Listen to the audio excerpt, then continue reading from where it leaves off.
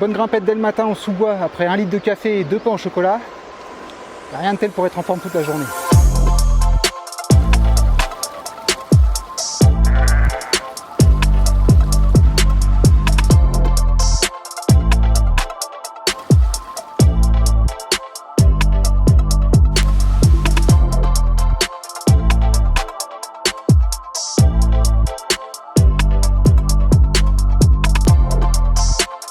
Je suis vraiment très content de te retrouver aujourd'hui sur la chaîne. Ça fait un petit moment que j'étais absent justement, que je n'avais pas posté de vidéo.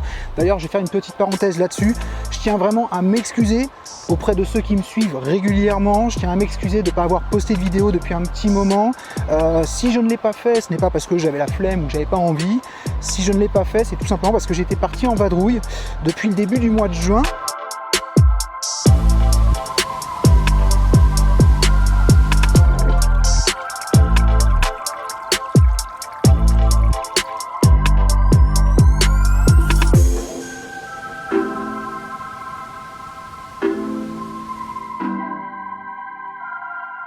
Après cette petite montée en sous-bois très agréable, je me suis posé au milieu du vallon de Salvieille.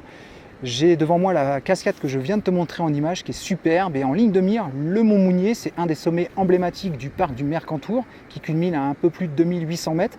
Petite dédicace entre parenthèses à Laurent, si tu regardes cette vidéo, j'ai une petite pensée pour la balade qu'on avait fait il y a maintenant 8 ans, je crois que c'était en 2012, cette ascension du Mont Mounier qui était super sympa avec toi. Voilà, j'espère que tu regardes cette vidéo et j'espère que ça te fera penser, ça te rappellera également de bons souvenirs. Je ferme la parenthèse et j'ai de la chance parce que ce terrain de jeu aujourd'hui, il est rien que pour moi. J'ai croisé personne depuis ce matin, depuis le départ de Roya, le petit village en bas de ce vallon, à part un trailer qui redescendait justement du Mont Mounier, qui avait fait sa course ce matin et qui me disait qu'avec les pluies d'hier, le torrent était tellement en crue que ça a emporté le pont en bas qui traverse le torrent ou le sentier, le GR Pass. Et donc il fallait longer le torrent sur la gauche pour trouver un passage à gué, pour pouvoir traverser. Alors j'ai réussi à trouver un passage à un moment, mais enfin j'ai quand même de l'eau jusqu'à mi-cuisse. Et le courant était bien fort, donc je ne faisais pas le malin, parce que j'avais d'un côté ma paire de bâtons, et de l'autre côté le trépied avec la caméra qui est en train de filmer justement. Donc il fallait vraiment pas que je tombe dans le torrent, mais j'ai réussi à traverser, heureusement c'était pas très large. Et donc je me trouve maintenant vraiment au milieu du vallon, j'ai une vue superbe de tous les côtés. Et je vais en profiter justement pour faire ce fameux retour terrain sur l'Hybride 30 d'atelier longue distance. Je sais qu'il y a beaucoup d'abonnés de la chaîne, il y a beaucoup de personnes qui étaient frustrées lorsque j'avais sorti la vidéo post-confinement, ma première sortie post-confinement, où je parlais justement du premier retour terrain de ce sac à dos, qui avait été frustré de ne pas avoir suffisamment d'informations, qui pensaient que j'allais faire un retour beaucoup plus sérieux. C'était volontaire de ma part à l'époque, j'avais fait que 30 km, 2 jours de sortie avec. J'avais pas envie de faire un retour terrain à ce moment-là parce que je trouvais que c'était pas sérieux de te proposer un retour avec si peu de recul. J'avais envie d'attendre d'avoir suffisamment de kilomètres à mon actif avec ce sac, d'avoir suffisamment de jours de portage et puis différentes conditions. J'ai eu de la pluie, j'ai eu du beau temps en montée avec de la chaleur, avec du froid, etc.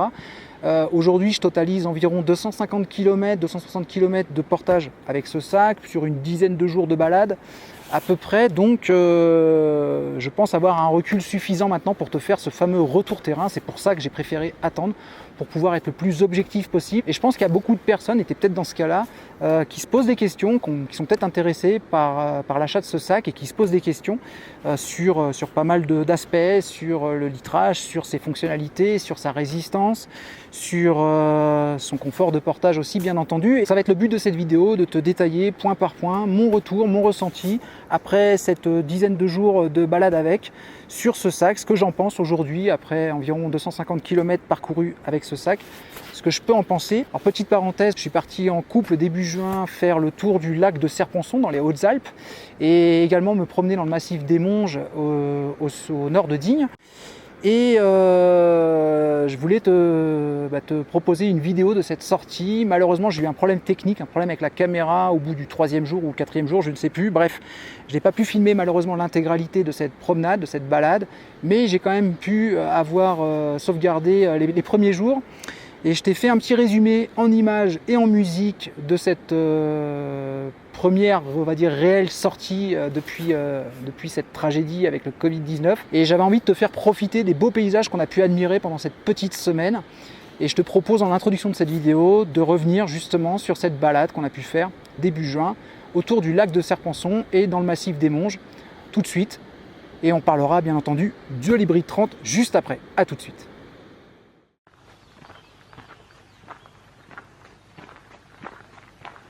Et il est 5h30 du matin. Il fait pas chaud, il fait 4 degrés. Mais regarde-moi cette vue au réveil.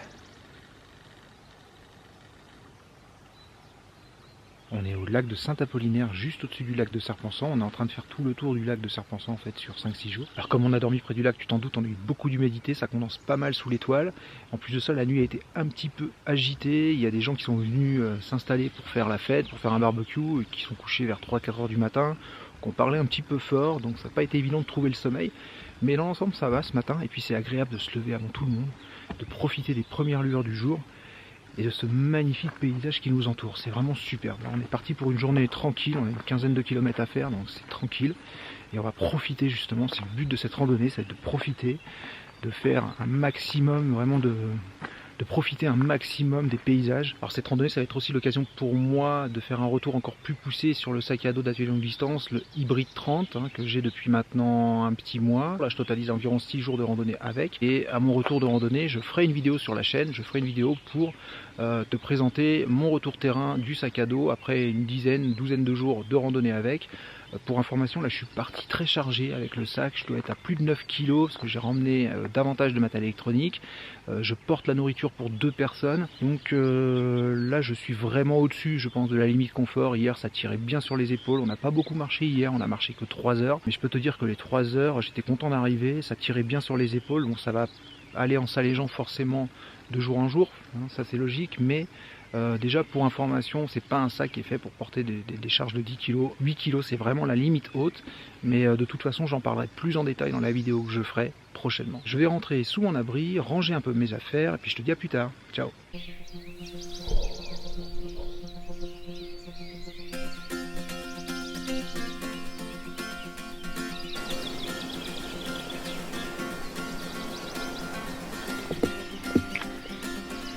Allez, c'est parti pour une petite grimpette au-dessus du lac de Saint-Apollinaire.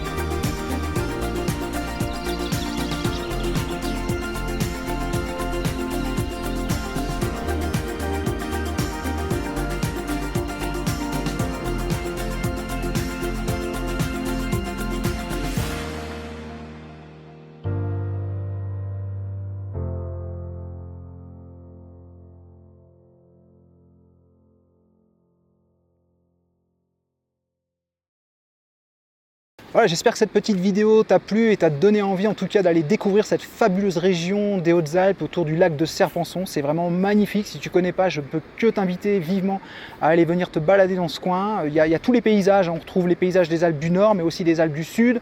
Il y a beaucoup de dénivelé, il y a du relief. Il y a également, bien sûr, des activités nautiques avec ce lac qui est, pour information, le plus grand lac artificiel de France. Je crois que c'est même le deuxième plus grand lac d'Europe. Il y a quand même énormément de choses à faire dans cette région. Et puis les gens sont adorables. Franchement, on a vraiment été enchantés par la gentillesse et la générosité des gens, le sourire spontané. Bref, c'est vraiment un endroit où je ne peux que te conseiller, si tu ne connais pas du tout cette région, d'aller te balader dès que tu en auras l'occasion. Et on va parler maintenant de l'Hybrid 30 d'atelier longue distance. Et on va commencer par le premier point que je voulais aborder dans cette vidéo avec toi, ça va être sur le litrage. Alors pour information, ce sac est proposé dans 2 litrages différents. Tu as un 30 litres, celui-ci, et un 40 litres. Alors on peut se poser la question, est-ce qu'il vaut mieux prendre un 30 litres ou un 40 litres? Après, ça bien entendu, c'est ce sont des préférences personnelles, mais je voulais apporter une précision au niveau du litrage, parce que moi j'ai été très surpris lorsque j'ai reçu le mien. Je m'attendais à un sac, alors là il n'est pas chargé bien entendu à fond, hein. Le corps principal peut être encore déployé, on peut le remonter et je peux encore mettre davantage de choses dedans. Mais ce que je voulais en fait te préciser ici, c'était que c'est un très gros 30 litres et pour le 40 litres ça va être exactement pareil. En gros, moi j'ai testé quand même pas mal de sacs depuis que je randonne. J'ai eu des sacs de la marque Camp, j'ai eu des sacs de la marque Osprey, Talon 44, l'Exos 46 également. J'ai eu pas mal de sacs de KS Ultra Light Gear, hein. Je t'avais fait un retour vidéo d'ailleurs sur le KS 40 de KS Ultra Light Gear. Si tu n'as pas vu la vidéo, je te mets le lien, comme ça tu pourras aller la voir si tu es intéressé par ce sac qui est excellent, que j'adore également. Je peux, pour information, mettre autant d'affaires dans ce sac qui officiellement fait 30 litres que dans mon 40 litres de KS Ultra Light Gear. Alors pourquoi ? Pour plusieurs raisons. La principale raison, c'est que le constructeur, Jason, en fait, calcule le litrage de manière très flatteuse, pour ses sacs à dos. Qu'est-ce que j'entends par là? J'entends qu'il ne prend pas en compte en fait les poches. Moi j'ai commandé en option poche arrière ainsi que des poches latérales et aussi une poche de dessous. Ça ne vient pas en fait dans la prise en compte du litrage, c'est-à-dire que lui ne prend en compte que le compartiment principal, alors que Laurent, pour ses sacs KS, je crois, si je ne dis pas de bêtises, prend en compte l'intégralité des poches, les poches latérales, la poche arrière. C'est important de le savoir avant l'achat, parce que si tu comptes acheter un sac d'une 40aine de litres, tout compris, je t'invite à en discuter bien sûr avec Jason qui te confirmera ce que je dis, mais moi je te conseille de partir sur la version 30 plutôt que la version 40. La version 40, si tu prends des poches en même temps, on sera presque sur un 50 litres. En ce qui me concerne, je pense que voilà, on pourrait le définir plus comme un 45-50 litres et celui-ci comme un 35-40 litres. Voilà, je pense que la définition serait plus réelle comme ça. L'hybride 30 pour moi est un 35-40 et l'hybride 40 serait certainement un 45-50 litres. Donc c'est important à prendre en compte le litrage. Si tu as des sacs de 40 litres, attention, celui-ci 30 litres, ça peut te suffire si tu arrives à mettre toutes tes affaires, plus la nourriture, plus l'eau dans un sac de 40 litres.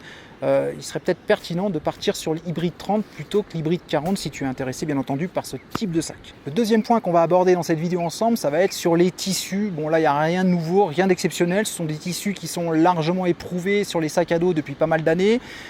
Sur le corps principal on a soit du Dyneema, on propose soit du Dyneema en 210 deniers,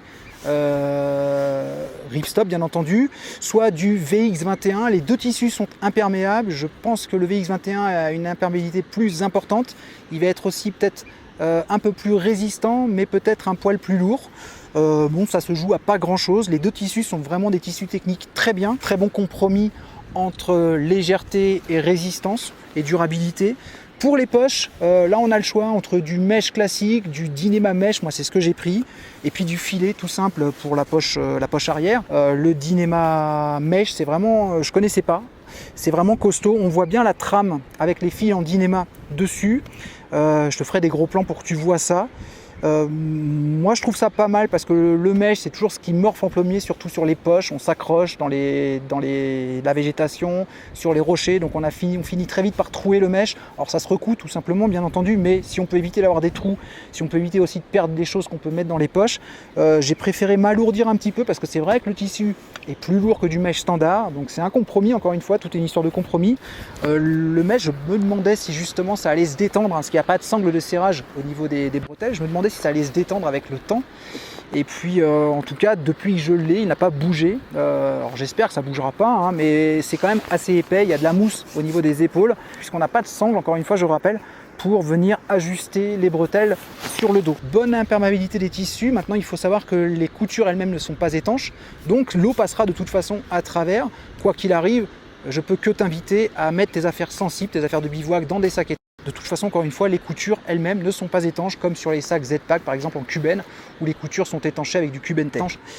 Voilà, ça c'était pour la partie tissu. On va parler maintenant du troisième point, et là je vais te parler de la conception, de la solidité. Alors, encore une fois, je te le rappelle, j'ai fait environ 250 km avec ce sac. Pour information, sur la randonnée autour du lac de Serpenson, j'étais très chargé avec. J'étais chargé à plus de 10 kg parce que je portais la nourriture pour deux. J'avais également pas mal de matériel électronique, en plus de la caméra, un enregistreur sonore, etc. Donc j'avais pas mal de matériel. J'étais très chargé. Il m'est arrivé plusieurs fois de prendre le sac pour le mettre sur le dos par la bretelle comme ça directement. Il n'y a rien qu'à bouger, hein. Je l'ai inspecté en détail à la maison en rentrant, au niveau des coutures, au niveau intérieur, au niveau du fond du sac, au niveau du dos, au niveau bien entendu des points stratégiques comme la jonction des bretelles avec le haut ou le bas du sac, au niveau des sangles de serrage également. Il n'y a absolument rien qu'à bouger, aucune couture n'a montré de signe de faiblesse ou n'a lâché, donc ça c'est un point très positif encore une fois. Pour moi, très bonne conception, le sac est costaud et tu peux partir avec en randonnée itinérante pendant plusieurs semaines en faisant bien sûr un minimum attention, mais ça encore une fois c'est un des principes de base de la randonnée légère. Il n'y a pas de raison en tout cas que le sac fasse défaut, aucune couture n'a lâché, donc ça point très positif sur la conception, sur les coutures. On va passer maintenant au quatrième point, et là c'est un point important puisqu'il s'agit du confort de portage. Je pense que tu l'attendais ce point là. Alors, est-ce qu'il est confortable? Est-ce qu'il ne tire pas trop sur les épaules? Je rappelle que c'est un sac qui n'a pas de ceinture ventrale, hein. On a des bretelles typées trail, des bretelles gilet.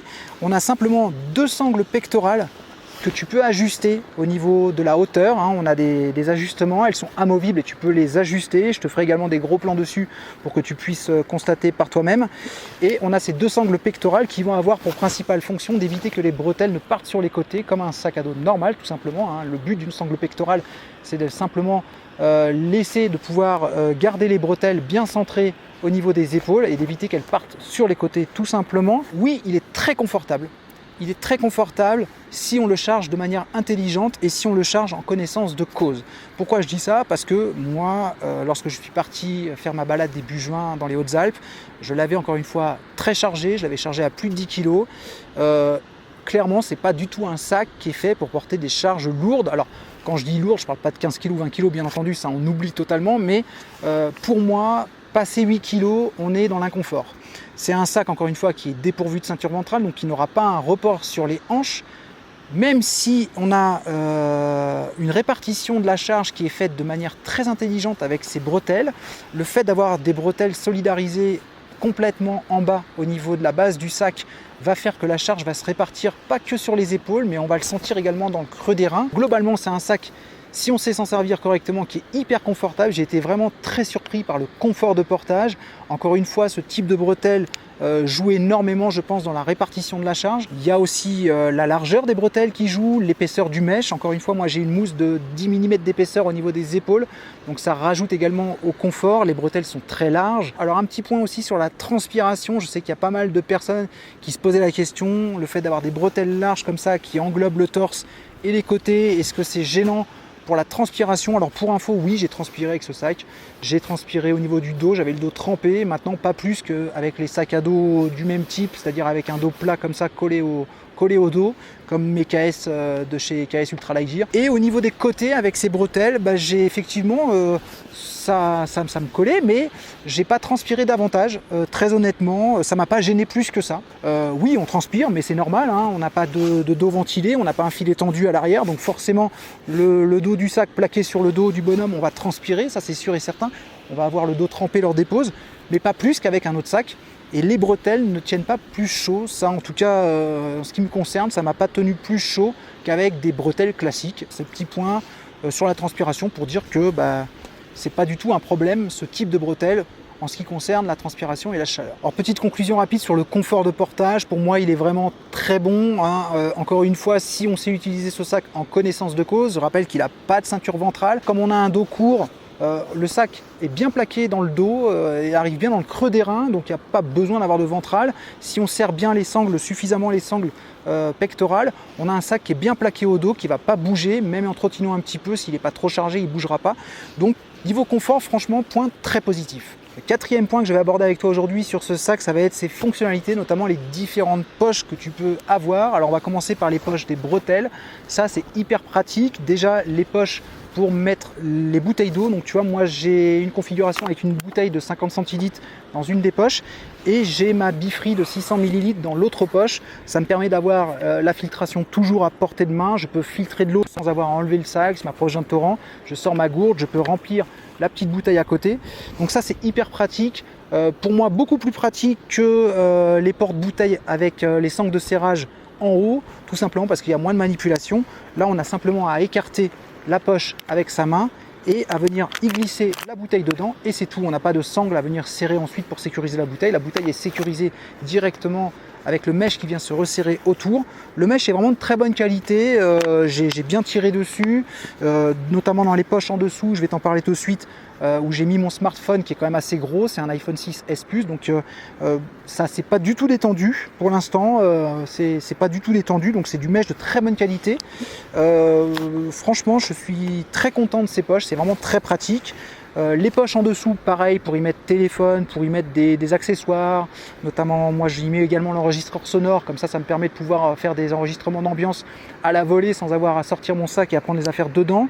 Vraiment très pratique ces petites poches là, on peut mettre quand même pas mal de choses dedans. Il m'est arrivé notamment de recharger mon téléphone avec ma batterie externe et d'y glisser donc dans une des poches le téléphone plus la batterie de 10 mAh.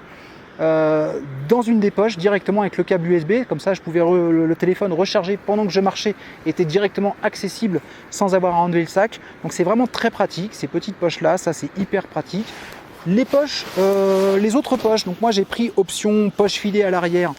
Ça j'aime bien, je mets généralement mes affaires de pluie dedans, comme ça c'est directement accessible si jamais la pluie survient, ou alors un abri s'il est mouillé le matin lorsque je démonte mon bivouac. Et puis enfin je vais te parler de la poche du dessous. On peut en option demander à Atelier Longue Distance une poche en dessous, une bottom pocket. Je lui ai trouvé un super usage finalement, parce que j'ai un pantalon convertible, j'ai un pantalon dont le bas des jambes se dézippe, et ça c'est très pratique, notamment si une pluie survient en moyenne montagne. Dans ces cas-là, je vais enfiler ma jupe de pluie pour être protégé au niveau du haut des cuisses. Et puis pour le bas, je vais tout simplement enlever le bas des jambes. Comme ça, je suis sûr d'avoir le bas qui va être sec lorsque je vais arriver au bivouac et lorsque je vais me mettre dans mon duvet. Et cette poche-là, tout simplement, elle va me servir à ranger le bas de mon pantalon, les deux bas de mon pantalon lorsque je vais les enlever ou les remettre tout simplement. Ça me permet de pouvoir faire cette manipulation pendant la balade sans avoir enlevé le sac, sans avoir à m'arrêter quasiment. J'ai juste à dézipper mes bas de pantalon, les plier et les mettre dans la bottom pocket ici. Aujourd'hui, je m'en sers essentiellement pour ça, lorsque je vais randonner en short pendant la balade, tout simplement. La double sangle, encore une fois, je regrette pas, notamment là aujourd'hui, j'ai pris ce fameux trépied en carbone qui pèse environ 1 kg pour faire la vidéo. Je peux pas le mettre, il est trop large pour le mettre dans les poches de côté, donc je le mets ici. Et le fait d'avoir une double sangle en V, ça me permet de bien sécuriser justement le trépied sur le dessus. Une simple sangle, lorsque je mets le sac sur le dos ou lorsque je marche dans les dévers et compagnie, le trépied aurait tendance à partir et à tomber, à pas être maintenu, sécurisé correctement. Également pour la poche à eau, lorsque je vais remplir ma poche à eau, lorsque je vais arriver sur le bivouac, généralement je vais la positionner en haut du sac ici, et le fait d'avoir une sangle en V, ça va me permettre de mieux la sécuriser qu'avec une simple sangle. Donc ça aussi c'est très pratique. Le sac vraiment est très fonctionnel. On a ce qu'il faut en fait. Maintenant un petit point un peu négatif, alors c'est pas vraiment un point négatif mais peut-être un point d'amélioration, c'est au niveau des sangles de compression. Sur ce sac là on a des sangles de compression sur les côtés. Alors contrairement à d'autres sacs comme les KS où on a des sangles en Z qui viennent compresser le sac sur plusieurs points en forme de Z, là on n'a que 2 points. Alors si c'est dans le but de comprimer le sac, honnêtement c'est pas très efficace puisque le bas du sac lui sera pas comprimé, on va avoir que les 2 tiers ici qui vont être comprimés, donc pas vraiment efficace. Et en même temps il m'est arrivé, notamment là j'ai un accessoire pour monter mon abri qui malheureusement lorsque je le mets dans les poches sur le côté est trop petit pour être sécurisé par l'élastique de compression ici. C'est-à-dire que là, l'élastique il va être un petit peu trop haut. Si on avait une sangle en Z, finalement, on aurait pu sécuriser les objets qu'on met dans les poches de manière beaucoup plus sûre. Peut-être à améliorer sur les futures versions, peut-être rajouter 2 points de compression pour avoir une sangle en Z qui serait peut-être un peu plus pratique. Voilà, c'est tout ce que je pouvais te dire aujourd'hui sur ce sac. J'espère en tout cas que cette vidéo t'aura plu. J'espère qu'elle t'aura permis d'avoir un avis plus éclairé en tout cas sur ses fonctionnalités, sur sa résistance, sur son confort de portage, qu'elle aura permis de répondre à des interrogations que tu auras pu avoir sur ce sac à dos. N'hésite pas bien entendu à laisser un pouce si cette vidéo t'a plu, moi ça m'encourage énormément à continuer. Et puis si tu n'es pas encore abonné, je ne peux que t'inviter à le faire. Et surtout clique sur la petite cloche pour pouvoir être prévenu dès que je mettrai en ligne une nouvelle vidéo. Voilà, en tout cas, je te souhaite plein de bonnes balades pour cette belle saison qui s'annonce. Nous, on se retrouve bien entendu très rapidement pour une nouvelle vidéo. En attendant, prends soin de toi. Ciao.